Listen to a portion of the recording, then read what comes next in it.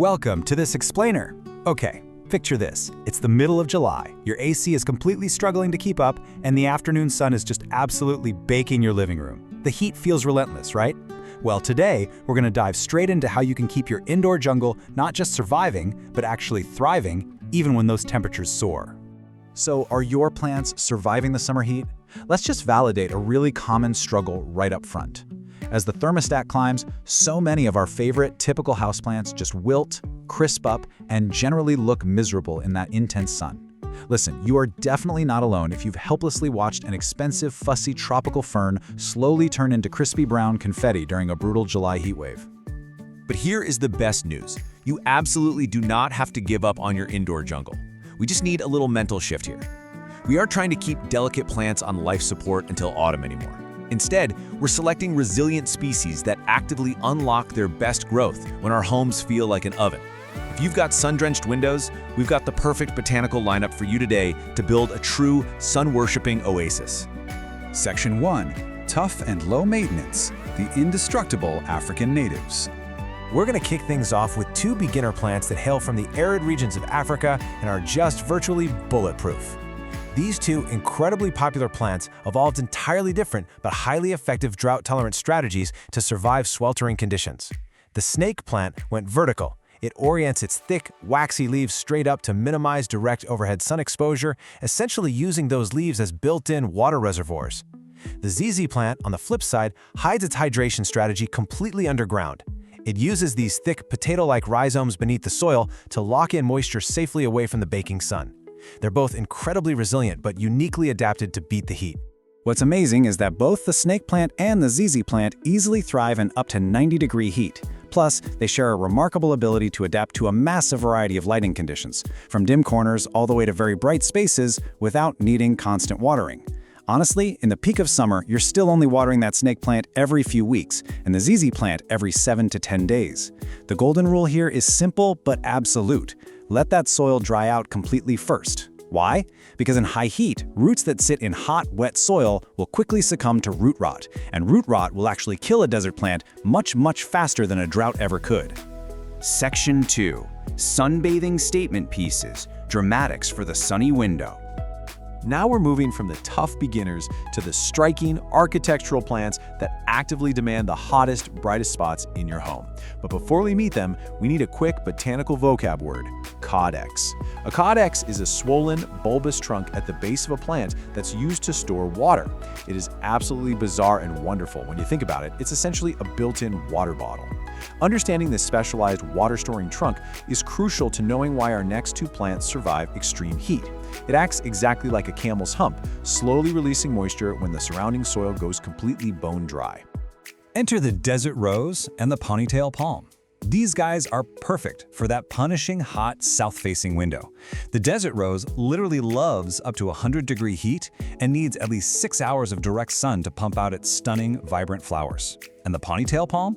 Fun fact, it's actually a succulent from Mexico, not a true palm at all, and it easily handles temperatures well above 80 degrees. You'll want to water both of them generously in the summer, but again, let them dry out entirely. Oh, and a critical word of caution for your home: the beautiful desert rose harbors highly toxic sap, so you absolutely must keep it out of reach of your pets and kids.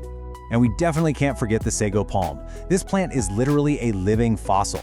It's an incredibly adaptable, ancient cycad from Japan that's been around since the time of the dinosaurs.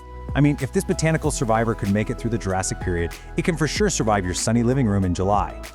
Thanks to this ancient pedigree, it can handle staggering temperature spikes up to 110 degrees Fahrenheit, provided you give it bright, indirect light, and, you guessed it, absolutely do not overwater it. But just like the desert rose, be extremely careful, because this one is also highly toxic to curious pets. Section 3. Classic succulents and vines, sun lovers for shelves and sills. Let's explore our final plant group, fleshy classics and trailing beauties that look completely fantastic draped over your shelves and sitting on your windowsills. These plants brilliantly illustrate the diverse ways succulents adapt to the heat. Take the tree-like jade plant native to South Africa. It can tolerate a staggering 100 degrees by using its fleshy, glossy leaves to store water. You'll definitely want to put this one in a well-draining terracotta pot. Terracotta is essential because it's porous and breeze, which prevents the roots from essentially boiling in wet, hot soil. Now contrast that with the string of pearls from Southwest Africa. It prefers a slightly milder 70 to 80 degrees and perfectly drapes its modified water-storing beads out of an east-facing window to catch that gentle morning sun while minimizing evaporation. Section 4. Essential hot weather care. Survival rules for the heat wave. All right, knowing which plants to buy is only half the battle.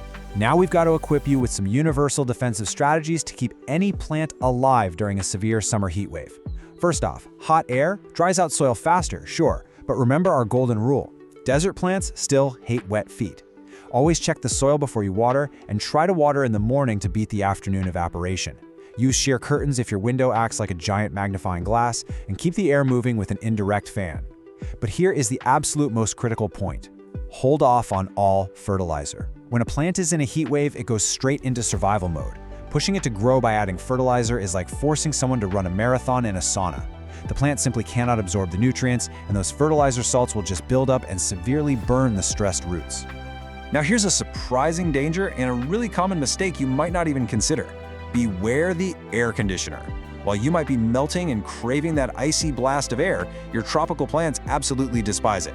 You've got to keep your green friends out of the direct path of cold AC vents. Air conditioners naturally pull moisture out of a room, creating this cold, desert-like draft. This cold air freezes plant cells, completely shocks the plant system, and strips all the vital humidity right out of the air. Look, even with the absolute best care, things happen, so you need to keep an eye out for these visual cues as an urgent diagnostic checklist. Are the leaves wilting or drooping even when the soil is completely wet? Are they tightly curling up to protect themselves? Do you see yellowing foliage or dry, crispy brown edges starting to form? Is the plant suddenly dropping green leaves just to conserve water?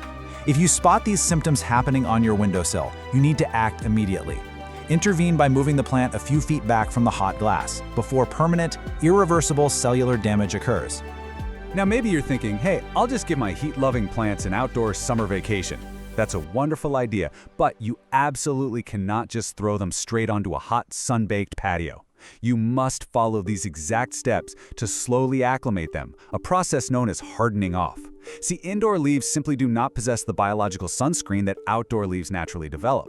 So first, place them in absolute full shade for a few days. Then, gradually introduce them to more light over 1 to 2 entire weeks. If you skip this crucial hardening off process, you're going to give your plant the equivalent of an immediate, severe, and irreversible sunburn. Before we wrap up, I want to share a really fascinating biological fact with you. Have you heard of transpiration?